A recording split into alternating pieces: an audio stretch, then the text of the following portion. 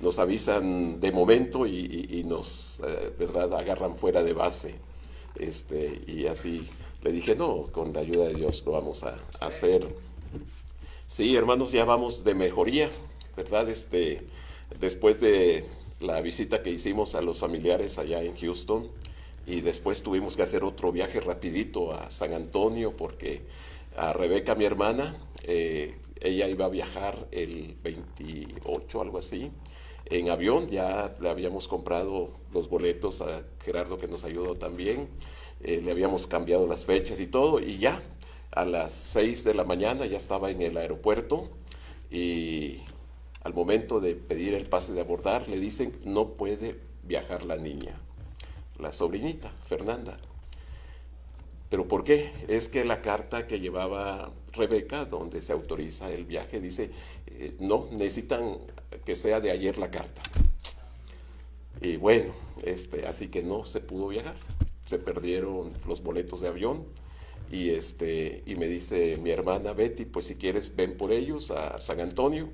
Y fue que tuvimos que hacer ese viaje un poquito apresurado, ¿verdad? Viajamos a San Antonio, ahí Eliud, mi sobrino, la llevó a Rebeca y a la niña, y se pegó también a Abraham, que estaba de visita en Houston. Se fueron a San Antonio, y ahí estuvieron paseándose, ¿verdad? En San Antonio, en Six Flags y no sé dónde más anduvieron, y regresaron a Houston, y se regresa Abraham para acá, y ya como no los habíamos visto desde el año pasado, así que fuimos a saludarlos, a desearles feliz año nuevo, y de las pocas veces que lo hacemos, nos abrazamos y convivimos mucho, y bueno, estaba muy bien todo.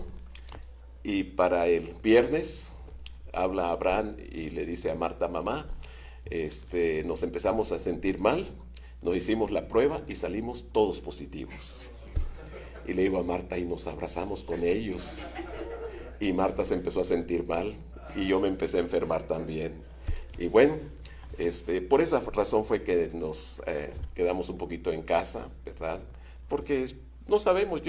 Me dice Abraham, hazte la prueba. Le digo, si me la hago o no me la hago, mejor vamos a guardarnos, vamos a cuidarnos, ¿verdad? Y como esos días para hacerse la prueba estuvieron fríos, había mucha fila. A mí el frío, hermanos, el frío me enferma mucho, ¿verdad? Me hace sentir muy mal el frío.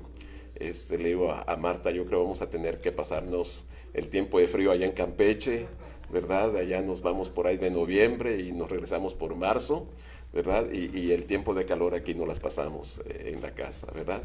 Así que estamos ya platicando y planeando dividir el tiempo, ¿verdad?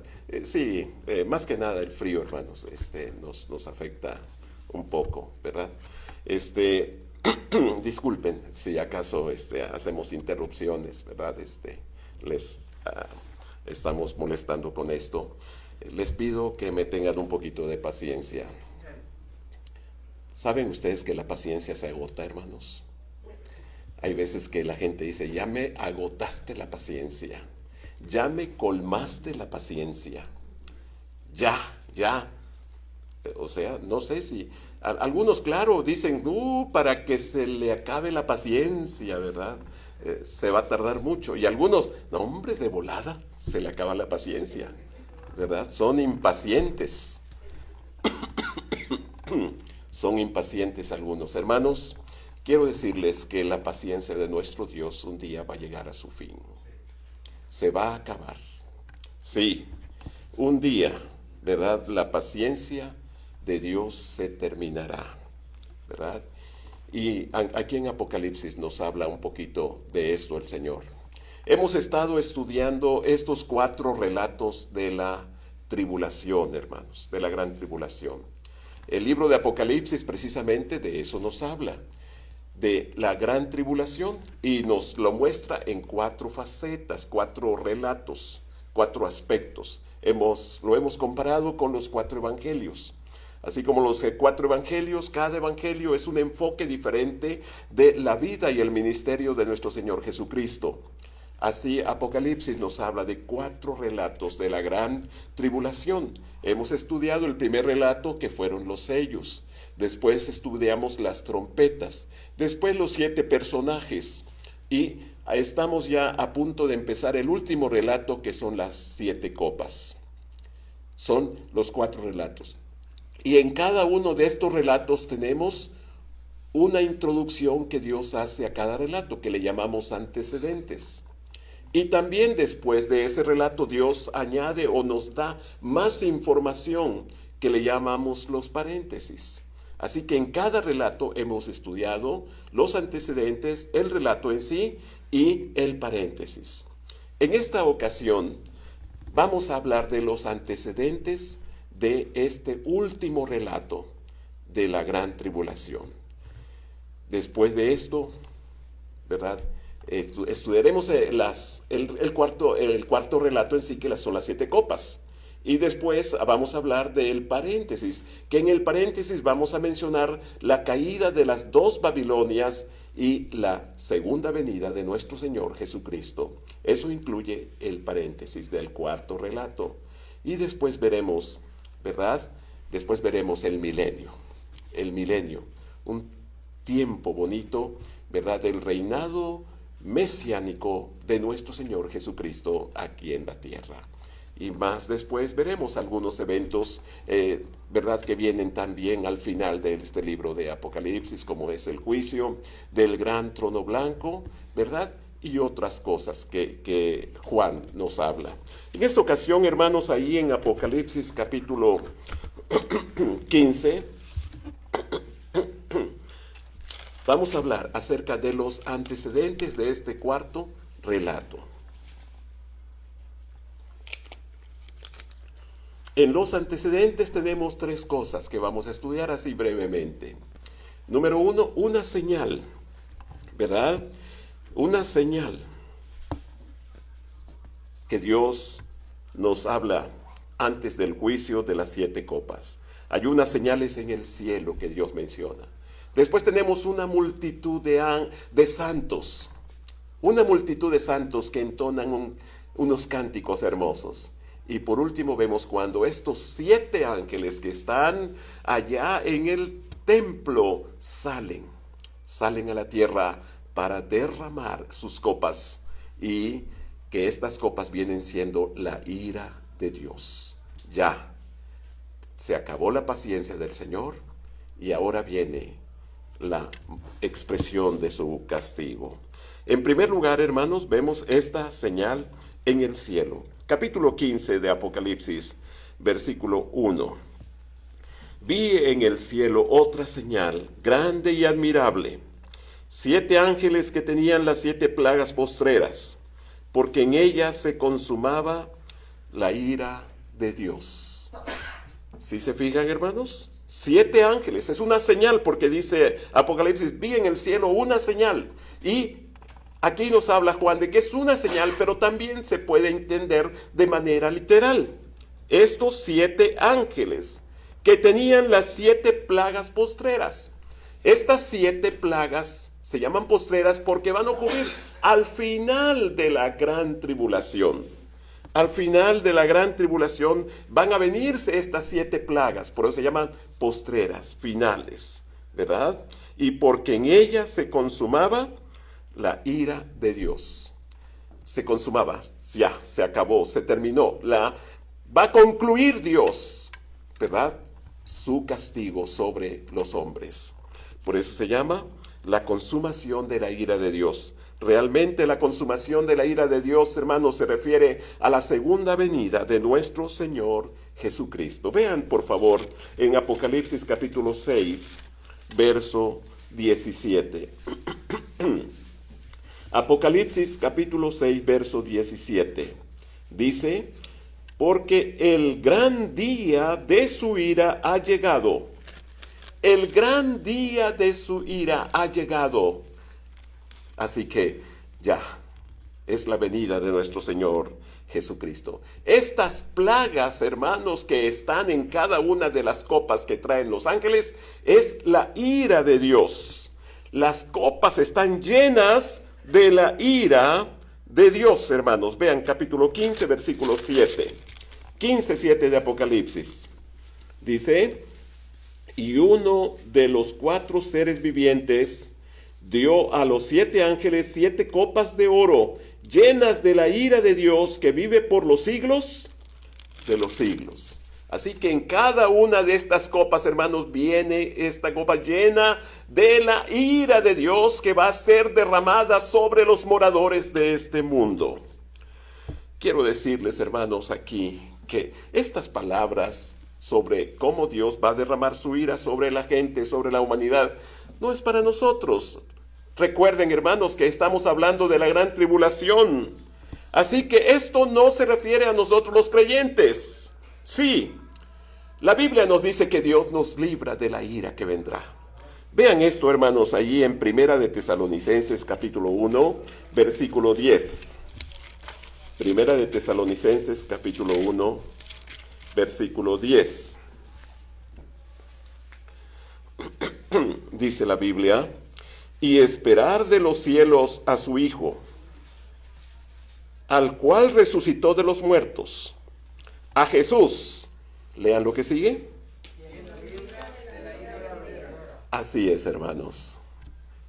La ira de Dios que va a ser derramada sobre la gente, sobre la humanidad, no es para los hijos de Dios. Porque aquel que resucitó de los muertos, a nuestro Señor Jesucristo, nos libra de la ira venidera. ¿Saben, hermanos, que alguien sufrió por nosotros la ira de Dios? Sí, la ira de Dios, hermanos, se derramó sobre el Señor Jesucristo en la cruz del Calvario. Sí, al que no conoció pecado, por nosotros,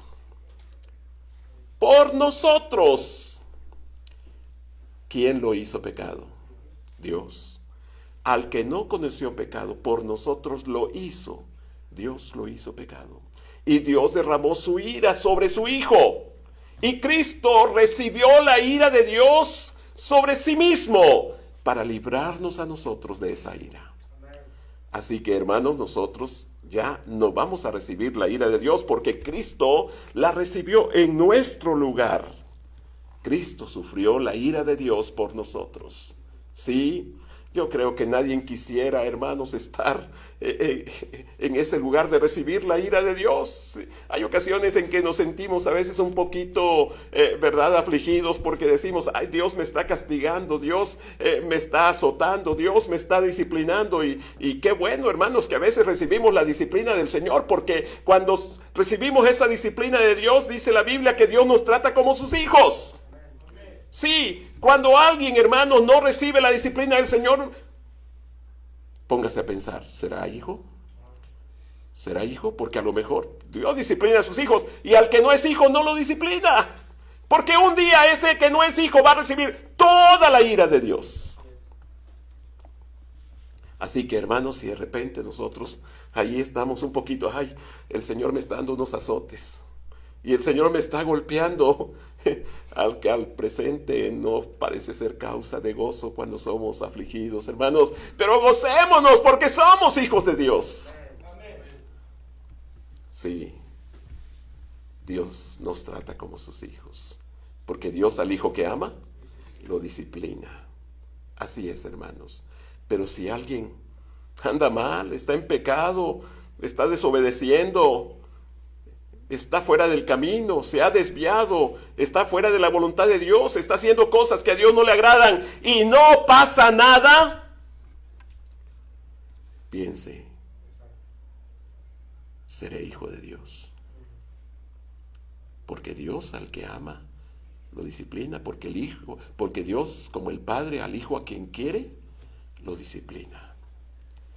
Así que, hermanos, gracias a Dios, porque a veces Dios nos disciplina. Sí, al principio, cuando somos disciplinados, no nos gozamos, no nos, ¿verdad?, decimos: no, Señor, me duele, Señor, que me estés golpeando, que me estés azotando.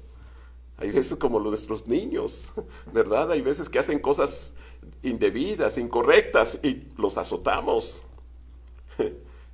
Y por más que les digamos, es porque te quiero, hijo. Ya no me quieras tanto, mami. Hay veces que la disciplina de Dios, hermanos, a veces sí nos duele, pero después produce fruto apacible de justicia. De justicia. Así que, hermanos, ¿verdad? Sepamos que Dios nos ama. Y así debe ser la disciplina, por amor. ¿Sí? Siempre que disciplinemos a nuestros hijos, vamos a decirle que los amamos. Claro, no me gusta disciplinarte, hijo, no me gusta corregirte, no me gusta azotarte, pero lo hago porque te amo. Claro, para decir esas palabras necesitamos estar tranquilos y controlados. Desgraciadamente, la mayoría de los padres, cuando disciplinan a sus hijos, los hacen enojados, con coraje. Lo que quieren muchas veces es desquitar ese enojo, descargar esa ira, ese coraje. Y es muy difícil que en ese momento le puedan decir a su hijo que lo aman. Que lo aman. Por eso, disciplinar hay que aprender, hay que saber, no es nada más azotar y ya. No, hay que saber disciplinar, hermanos.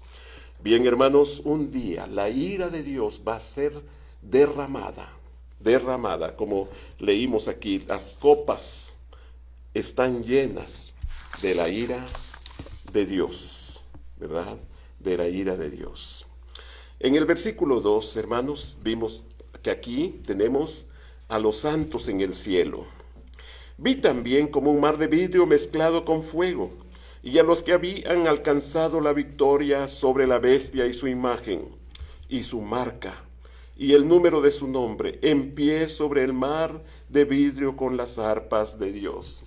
Esta multitud, ¿verdad? Juan ve en este cuarto relato a esta multitud que está junto a un mar de vidrio mezclado con fuego. Ya hemos hablado un poquito de esto, recordarán ustedes. Ese mar de vidrio que es la faz del abismo, que le llamamos también, está antes del cielo, antes del tercer cielo, donde está Dios, ¿verdad? Esto lo tapa, esta mar de vidrio, ¿verdad? Sí, es una expansión, esto lo estudiamos ya al principio, recordarán ustedes. ¿Sí? ¿Verdad? Esta expansión. Ahí, que tapa el tercer cielo. Hace unos días estaban hablando de que iban a lanzar al espacio un telescopio un poco más potente que el Hubble, ¿verdad? Para tratar de ver a ver hasta dónde alcanzaban a ver en el universo, ¿verdad? Otras galaxias. Y decía yo, bueno, pero nunca van a alcanzar a distinguir ese mar de vidrio, ese tercer cielo donde mora nuestro Dios, ¿verdad? Así es, hermanos, este mar de vidrio separa el tercer cielo del segundo cielo. El segundo cielo es el universo donde están las estrellas, los planetas, los seres celestiales, ¿verdad? Estos objetos celestiales. Y ahí el mar de vidrio separa al tercer cielo, ¿verdad? Aquí vemos, hermanos, una multitud de santos victoriosos, ¿sí? Santos victoriosos, dice la Biblia, y habían alcanzado la victoria. Qué bonito, hermanos. Estos creyentes victoriosos, ¿saben cómo habían alcanzado la victoria? Muriendo. Muriendo, porque dice la Biblia, habían alcanzado la victoria sobre la bestia y su imagen y su marca y el número de su nombre. ¿Cómo poder evitar recibir la marca de la bestia en las manos y en las frentes? ¿Cómo poder evitar, hermanos, la adoración a la bestia? ¿Cómo poder evitar estas cosas? Muriendo. Estos eran los santos que murieron en el tiempo de la gran tribulación, decapitados. Santos victoriosos. Hay veces, hermanos, que pensamos que la victoria es salir llenos de júbilo, de alegría, de verdad, de que no pasa nada. No, hay veces que la victoria se alcanza muriendo. muriendo. El apóstol Pablo, ahí en el capítulo 8 de Romanos, nos dice, ¿verdad? Gracias a Dios que somos victoriosos en Cristo Jesús. Victoriosos, sí. Dice Pablo, ¿verdad? Que somos victoriosos sobre la muerte, ¿verdad? Sobre el pecado. Somos victoriosos de muchas cosas. De muchas cosas, hermanos, de las tribulaciones. Hay veces que vamos a salir como después de la batalla, algunos sin un brazo, algunos, no sé si a veces han visto imágenes de algunos soldados que regresan de Irak, de Afganistán, de algunos lugares, y muchos en sillas de ruedas, sin piernas, sin brazos, a veces con lesiones en alguna parte de su cuerpo, victoriosos. Hermanos, estos mártires de la gran tribulación son victoriosos porque rehusaron adorar a la bestia, rehusaron recibir su marca, rehusaron, hermanos, recibir el nombre, el número del nombre de la bestia. Hermanos, yo les invito para que también nosotros podamos pensar en tener esa victoria. Tenemos 3 enemigos, hermanos, también para vencer. Y tenemos asegurada la victoria. Victoria sobre la carne. Este cuerpo tiene muchos deseos y quiere satisfacer esos deseos. Satisfacerlos a la manera de Dios no hay problema. No hay problema. Satisfacerlos a la manera del diablo, esa es la carne, el pecado en la carne. Los deseos de los ojos, los deseos de la carne, dice el apóstol Juan, y la vanagloria del mundo. Vamos a vencer, hermanos, a ser victoriosos. Con Cristo somos más que victoriosos. Somos más que vencedores, dice Pablo. Hermanos, desgraciadamente este mundo nos absorbe, nos enreda, nos atrapa y a veces estamos viviendo como el mundo, haciendo las cosas que hace el mundo. Y el mundo nos derrota. 3 enemigos: la carne, el mundo y el diablo. Estos mártires son victoriosos. Ellos vencieron y entonan un cántico, hermanos.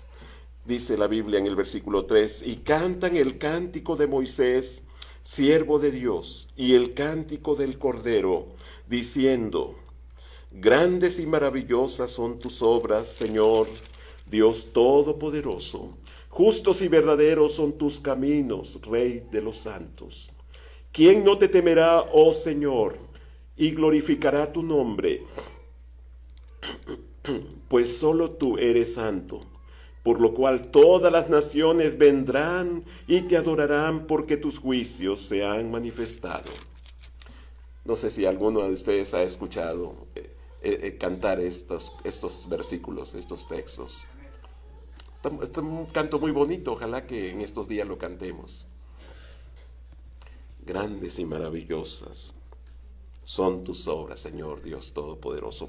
Bueno, el cántico de Moisés y el cántico del Cordero. Este es el cántico del Cordero. El cántico de Moisés está aquí en Deuteronomio capítulo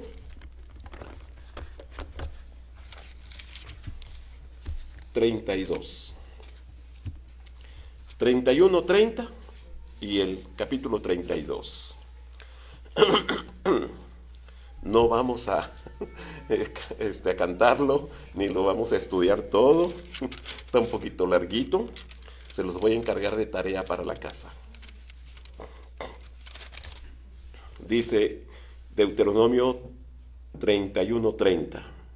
Entonces habló Moisés a oídos de toda la congregación de Israel las palabras de este cántico hasta acabarlo. El cántico de Moisés. Muy bonito, hermanos. Nada más les voy a mencionar algunos versículos. 32:3. Porque el nombre de Jehová proclamaré, engrandeced a nuestro Dios. Él es la roca, cuya obra es perfecta, porque todos sus caminos son rectitud. Dios de verdad y sin ninguna iniquidad en él, es justo y recto. Me gustan las palabras del verso 6. Así pagáis a Jehová, pueblo loco e ignorante. Fíjense cómo Dios llama a Israel. ¿Cómo nos dirá a nosotros, hermanos? Estos de la Luis Mora son unos locos e ignorantes. Nos ofendemos si Dios nos habla así, ¿verdad? Pero quiero decirles que a veces actuamos como Israel. ¿Sí? ¿No es Él tu Padre que te creó? Él te hizo y te estableció. Y hay más versículos que ¿verdad? Me gustan, por ejemplo, las palabras del 21, hermanos. 32:21. Ellos me movieron a celos con lo que no es Dios. Me provocaron a ira con sus ídolos. Yo también los moveré a celos con un pueblo que no es pueblo. Los provocaré a ira con una nación insensata. ¿Saben con quién se cumple esto que acabamos de leer? Con nosotros. Con nosotros. El apóstol Pablo habla de esto en Romanos. Ya lo estudiamos, ¿se acuerdan? ¿Se acuerdan? Ahí deben tener sus apuntes. No sé si los conserven, ¿verdad? Cuando estudiamos el libro de Romanos, versículo por versículo, y estudiamos el capítulo 9, 10 y 11 de Romanos, que es cuando Dios trata con Israel en el pasado, en el presente y el futuro, ¿verdad? Y aquí, cuando dice también, Pablo lo menciona en Efesios, ¿verdad? Dice, yo también los moveré a celos con un pueblo que no es celos. Nosotros, hermanos, ahorita somos el pueblo de Dios,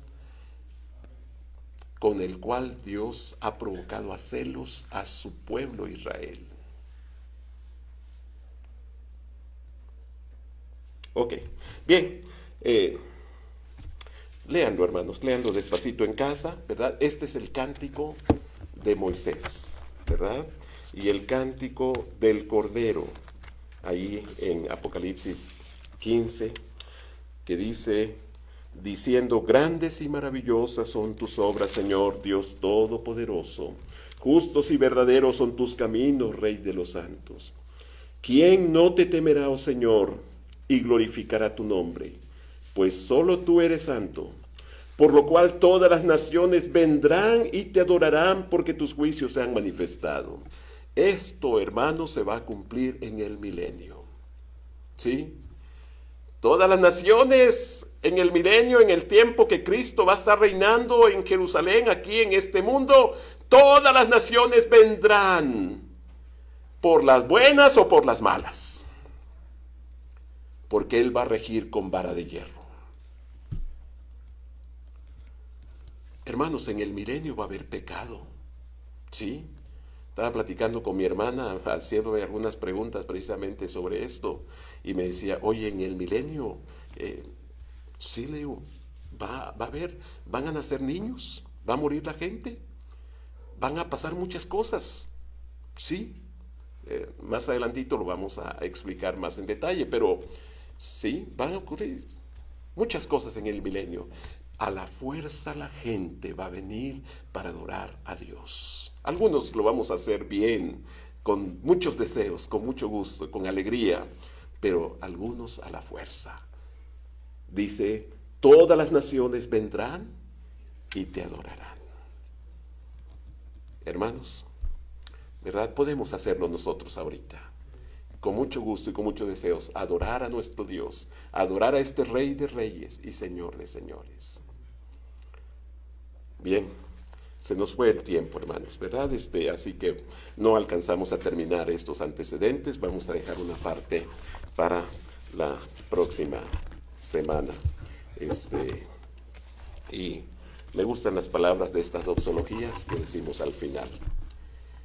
Y el Dios justo que resucitó de los muertos a nuestro Señor Jesucristo, el gran pastor de las ovejas por la sangre del pacto eterno, Él los haga aptos en toda buena obra, para que hagáis su voluntad, haciendo Él en vosotros lo que es agradable delante de Él por Jesucristo, al cual sea la gloria por los siglos de los siglos. Amén.